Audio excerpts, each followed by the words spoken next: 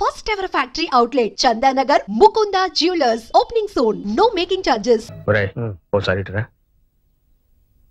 ఏమిట్రా అతను ఎవరో రెడ్డి అంటోంది, అమెరికా అంటోంది, పైగా డిన్నర్ గిద్దరి కలిపే పంపుతోంది. నువ్వేం మాట్లాడవేంట్రా? కేసు పూర్తిగా స్టడీ చేయకుండా ఎలా ఆర్గ్యూ చేయిందన్నా? ఈలోగా మీ ఆవిడ జడ్జిమెంట్ చెప్పేస్తుంది. ఏంటండి మీ ఇద్దరు ఇక్కడ నుంచి గుసగుసలు? అఖిలా ఏమిటి ఇది? నీకేమన్నా బుద్ధి బుర్ర ఉందా? ఈడొచ్చిన పిల్లని ముక్కు మొహం తెలియని అబ్బాయితో పంపిస్తావా? ముక్కు మొహం తెలుసుకోవాలనే పంపిస్తున్నాను. అతనేం పరాయవాడు కాదు, దాన్ని చేసుకోబోయేవాడు. ఏమిటి ఇది? అబ్బాయితో పెళ్ళా? అదేం చిన్నపిల్ల కాదే, మేజర్. కనీసం దాని మాటైనా అడగవా? ఏంటండి అడిగేది? నాకు ఆ మాత్రం తెలీదా? ఆస్తి అంతస్తు ఉన్నవాడు, అన్నిటికీ మించి అమెరికాలో సెటిల్ అయ్యాడు. Green card holder. Green card yellow card కాదమ్మా, అతను ఎవరో రెడ్డి అంటున్నావు. అవును, మిస్టర్ గోవర్ధన్ రెడ్డి.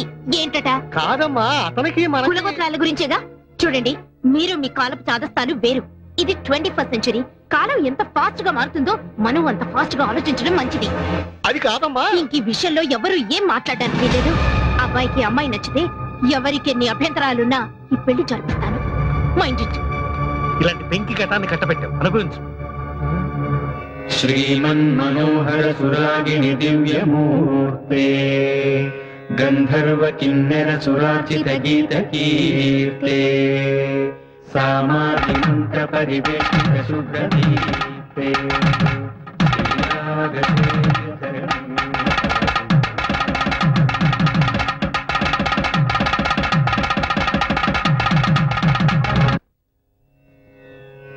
మంగళం రాగరాగిణ్యై మంగళం శృతి సంహితే మంగళం.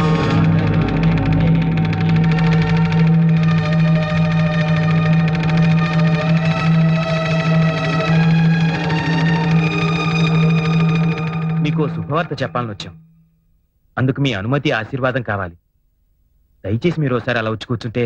రంగ గారు మీరు కూడా ప్లీజ్ రండి.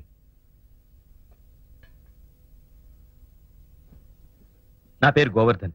సురేఖ వాళ్ళ అమ్మగారు ఏరుకోరి తెచ్చిన పెళ్లి కొడుకుని. ఊరి ఊరే, ఉద్యోగం మాత్రం అమెరికా. పెళ్లి చూపులకని వచ్చిన నేను నాకు తెలిసిన నిజాన్ని మీతో స్వయంగా పంచుకుందామని వచ్చాను. సురేఖ ఒక క్షణం ముందు వరకు బహుశా నాకు కాబోయే వధువు, కానీ ఈ క్షణం నుంచి నా తోబుట్టు. She's my sister. దానికి ఈ రాకే సాక్షి. రుక్మిణి, పిల్లల్ని కాసేపు బయటకు తీసుకెళ్ళి. పదండ్రా. పెద్దమ్మా, ఆంటీ నా అబ్బాయి అమెరికా తీసుకెళ్లిపోతాడా? ఏం వద్దా? వద్దు, ఇక్కడే ఉండాలి. అవును రంగా గారు, సురేఖ మనసా వాచా కర్మణ లిటరల్ గా మీకే అంకితం అయిపోయింది. ఆమె తల్లిదండ్రుల ద్వారా ఈ విషయాన్ని మీకు తెలియపరచలేక నా సహాయం కోరింది. అయినా ఆమె తల్లిదండ్రుల ఇష్టానికి విరుద్ధంగా ఏం జరిగినా అది ఎవ్వరికీ శ్రేయస్కరం కాదయ్యా. నేను ఇలా మాట్లాడుతున్నందుకు మీరు తప్పుగా అనుకోవద్దు. అక్క, మా అమ్మ చాలా మొండి మనిషి, పట్టుదల ఎక్కువ. తన పంతం నెగ్గించుకోవడం కోసం నా జీవితాన్ని బలి చేయడానికి కూడా వెనకాడదు. సురేఖ, ఓసారి ఇలా వస్తావా? సురేఖ, ఇది మామూలు పరిస్థితుల్లో తీసుకునే నిర్ణయం కాదు. నువ్వు కట్టుకునేది నన్ను ఒక్కనే కాదు, నా బాధ్యతల్ని కూడా. నాకు తెలుసండి, మీ భార్యగా రావడానికి ఎంత గర్వపడుతున్నానో, ఆ పిల్లలకి తల్లిగా వస్తున్నందుకు అంత ఆనందపడుతున్నాను. ఏమండి, మీరు వెళ్లి వాళ్ళ నాన్నగారితో మాట్లాడి ఆయనకేమైనా అభ్యంతరాలున్నాయేమో తెలుసుకోండి. ఇంకా అభ్యంతరం ఏంటని అడుగుతున్నారా? చిచి, దరిద్రపు కొట్టు సంబంధం. ఎలా ఒప్పుకోగలుగుతున్నారండి? అసలు మీరు తండ్రేనా? తండ్రిని కాబట్టి ఒప్పుకున్నాను. అంటే ఆల్రెడీ తండ్రి అయిన మనిషిని అల్లుడిగా ఒప్పుకున్నారన్నమాట. చూడమ్మా, నువ్వు ఎక్కడో ఉన్న అమెరికా సంబంధాల గురించి ఎంక్వైరీ చేసి తెలుసుకున్నావే గాని ఇంట్లో ఉన్న నీ కూతురు మనసులో ఏముందో తెలుసుకోలేకపోయావు. మావయ్య గారు, ఈ విషయంలో మీరేం మాట్లాడద్దు. ఎంతైనా మీరు మీ కొడుకు ఒక్కటే. అదే ఆ శ్రీనివాసాచార్యులు గారికి ఒక కూతురు ఉండుంటే ఇలా రెండో పెళ్లి వాడికి ఇచ్చి చేస్తుండేవారా? అఖిల, ఏం జరిగిందో తెలియకుండా మాట్లాడుతున్నావు. మన అమ్మాయి వాళ్ళ ఇంటికి వెళ్ళి ఈ పెళ్లి తనకు సమ్మతమే అని చెప్పింది. మా ఇంట్లో వాళ్ళ ఇష్టాలతో ప్రమేయం లేదని కూడా చెప్పింది. వాళ్ళు పెద్ద మనుషులు, మర్యాదస్తులు గనక వెంటనే ఒప్పేసుకోకుండా నన్ను కూడా సంప్రదించారు. మన అమ్మాయిని అడిగితే నిజమేనంది. ఈ కథలో నేనెక్కడా లేను, చచ్చిపోయాను అంతేగా. మనం బతికున్నాం గనకే దాని ఇష్ట ప్రకారం పెళ్లి చేయడం మంచిది. అది చిన్నపిల్లండి, దాన్ని నచ్చ చెప్పాల్సింది పోయి పెళ్లి చేస్తానంటారేంటి? అది చిన్నపిల్ల కాదు, she's a major. Do you know that? ఏంటి మీద మీదకి వస్తున్నారు? కొడతారా? పెళ్ళయ్యాక ఎప్పుడైనా కొట్టానా? లేదు. ఇంకెక్కువ మాట్లాడితే అదే చేయాల్సి వస్తుంది.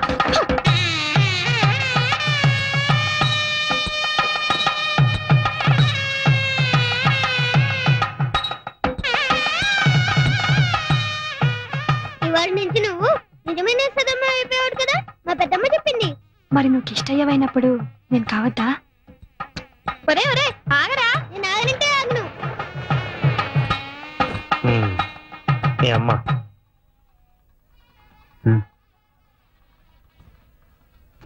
ఇగో.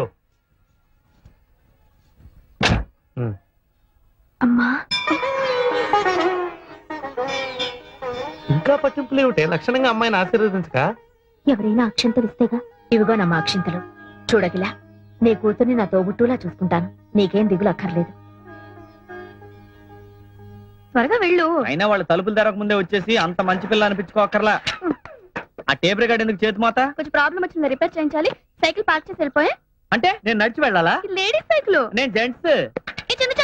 నీడబ్బా. రెండిట్లో ఉండేది ఒకటే మ్యాటర్ కదా. మన మనసులో అంటే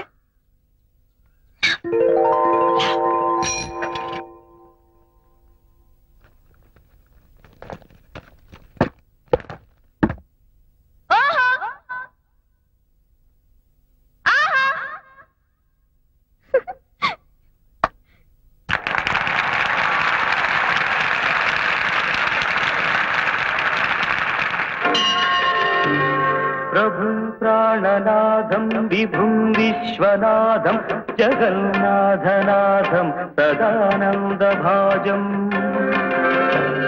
భవద్భవ్యభూతేశ్వరం భూతనాథం శివం శంకరం శంభుమీశానమీడే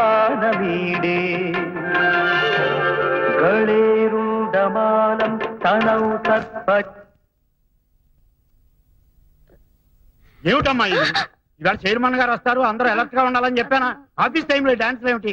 సారీ సార్, ఆయన వచ్చినప్పుడు చాలా అలర్ట్ గా ఉంటాను. ఆయన రావడం అయిపోయింది, నన్ను చడామడా వాయించేయడం అయిపోయింది.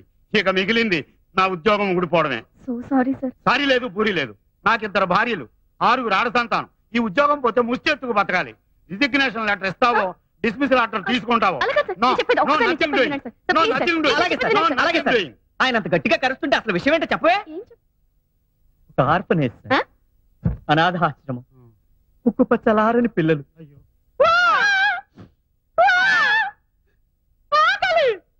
ఇలాంటి ఆక్రందనలు, ఆర్తనాదాలు తప్ప ఒక లాలి వినిపించదు, ఒక జోల వినిపించదు. తుడుచుకోండి.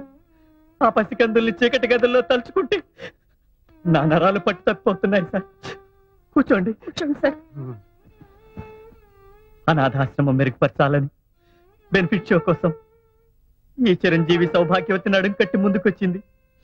తనుండేది ఒకే ఒక్క గది. స్థలాభావం చేత మనది విశాల ప్రాంగణం కదా అని రిహార్సల్స్ చేసుకుంటుంది. తను చేసిన తప్పే, డిస్మిస్ చేసేయండి. చెయ్యదు. ఇంత మహత్తర కార్యక్రమం శుభప్రదం కావాలని కోరుకుంటూ నేను 500 రూపాయలు ఇస్తున్నాను. శుభం. భగవాన్, ఈ అనాథ పిల్లలకి చెప్పు. నిన్ను నేను రావడం కొంచెం ఆలస్యం అయితే ఏమైపోయేది? ఇంత బ్రహ్మాండమైన యాక్టింగ్ చూసే అవకాశం పోయేది. నువ్వు ఎస్పీ బాలుగారు లాగా మంచి సింగర్వే కాదు, మంచి ఆర్టిస్ట్ అయిపోతావు. గొప్ప పేరు వచ్చేస్తుంది. అప్పుడు నేను నా పేరు మార్చేసుకుంటా. ఏమని మార్చుకుంటా? సావిత్రి గారని. ఎందుకో? బాలుగారి భార్య పేరు సావిత్రిగా. భోజనం రెడీ, రండి. ఓహో, ఇవాళ నీ చేతి వంట కాబోలు. ఏ రాగంలో చేసావు తల్లి? హిందోళలోనా, అఠానాలోనా? రాగమాలికలో. ఇదేంటిది? ఒకవేళ నా వంట అటు ఇటుగా అయితే అప్పుడు మీరు పారిపోకుండా రండి.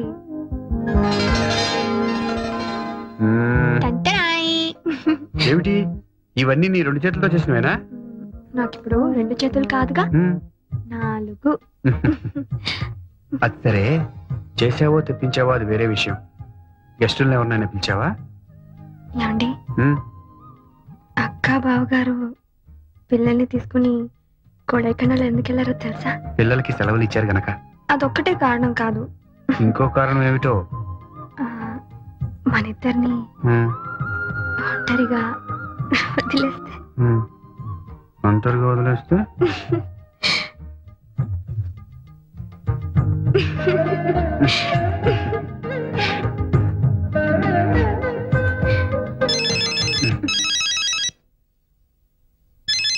ఫోన్ వచ్చింది. హలో, ఉన్నారండి? సారీ అండి, ఇప్పుడు ఆయన ఇంకో డ్యూయట్ కంపోజింగ్ లో ఉన్నారు. చాలా బిజీగా ఉన్నారు. ఇది కూడా చాలా అర్జెంట్ అండి. ఏంటండి మీది కూడా డ్యూయట్టా అండి? చెప్తానండి. ఎవరు రాజుగారేనా? ఉమ్, వాళ్ళకి అర్జెంట్ గా ఒక పాట చేయాలి పాపం. అన్నయ్య ఊళ్ళో ఉన్నప్పుడే చేద్దాం అది అనుకుంటే. నిజమే అనుకోండి. ఉమ్. వాళ్ళు కూడా అర్జెంట్ అంటున్నారు కాబట్టి మనం కూడా అదే మూడ్ లో ఉన్నాం కాబట్టి ఉమ్. రండి, బ్రహ్మాండమైన పాట వస్తుంది, మీరు చేయగలరు. ఓం సత్యసాయే నమః. కూర్చోండి. సార్ నమస్కారం సార్. నమస్కారం. ఏంటి హుషారుగా ఉన్నా? ఏం లేదండి, నేను పాడిన పాట ఒకటి ఇందులో రికార్డ్ అయింది, ఓహో. మీ గిఫ్ట్ గా ఇద్దామని వచ్చాను. చాలా థ్యాంక్స్ అయ్యా. Thank you. చూడు, ఇదిగోండి మేడం. నువ్వు మొదటగా పాడిన పాట కుడి కన్ను చాలా బాగుందయ్యా. మీ అమ్మగారు ఈ పాటని టేపు అరిగిపోయేలా వింటారనుకో. నువ్వేంటి ఇలా వచ్చావు? నీ పాటలే, మీ పేరు అందరికి తెలియాలని. తెలుపుకో. తీసుకోండి. ఇప్పుడే ఇచ్చారమ్మా. కొత్త పాట నేనే పాడా. చందు, చందు. నాన్నగారు రాశారే, చాలా బాగా పాడానమ్మా.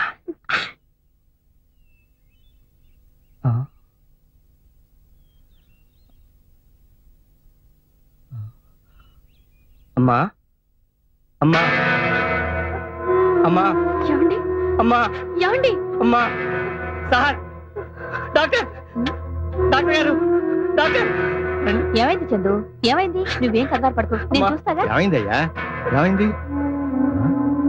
ఇందాక బాగానే ఉన్నారయ్యా. మీకు 4 మాటలు చెప్పాలని ఆ టేప్ రికార్డర్ లో నా చేత రికార్డ్ కూడా చేయించారు.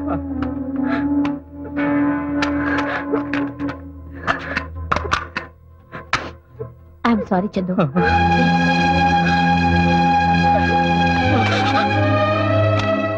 నాన్న చిన్న, మీ నాన్నగారు ఎప్పుడూ అంటూ ఉండేవారు, ఏదో ఒక రోజు నేను రాసిన పాటలు చిన్న పాడి వాటికి సార్థకత తెస్తాడు, అవి వింటూ నన్ను గుర్తుకు తెచ్చుకోవచ్చు అని.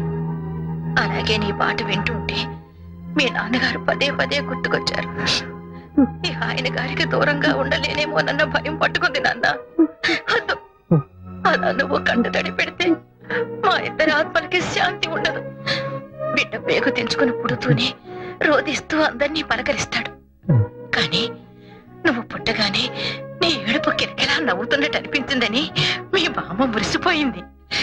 ఆ చిరునవ్వు చెరగనివ్వకే. అపజయాన్ని నవ్వుతూ ఎదిరించు, ఆశయాన్ని నవ్వుతూ జయించు. చివరి మాట, నా చావు ఎప్పుడొచ్చినా అదే నవ్వుతూనే ఒప్పేసుకో. ఏది? నవ్వు నవ్వు నాన్న, నవ్వురా వేదవా.